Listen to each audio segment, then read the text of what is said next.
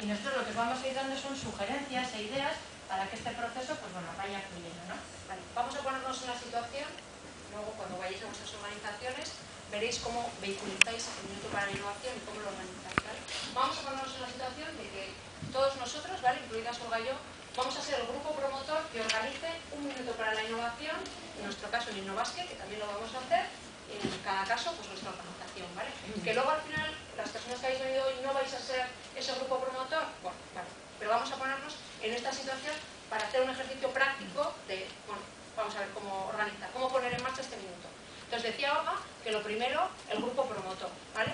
Toda iniciativa nace de una persona o de dos personas, ¿vale? Entonces nosotros lo que os sugerimos es que al menos en ese grupo promotor haya dos personas del equipo directivo o bien líderes informales, ¿vale? Todos, a veces en las organizaciones hay una persona que igual no forma parte del equipo directivo, pero bueno, pues tiene peso o manda más que el director general, ¿no? Estas cosas también pasan a veces, ¿no?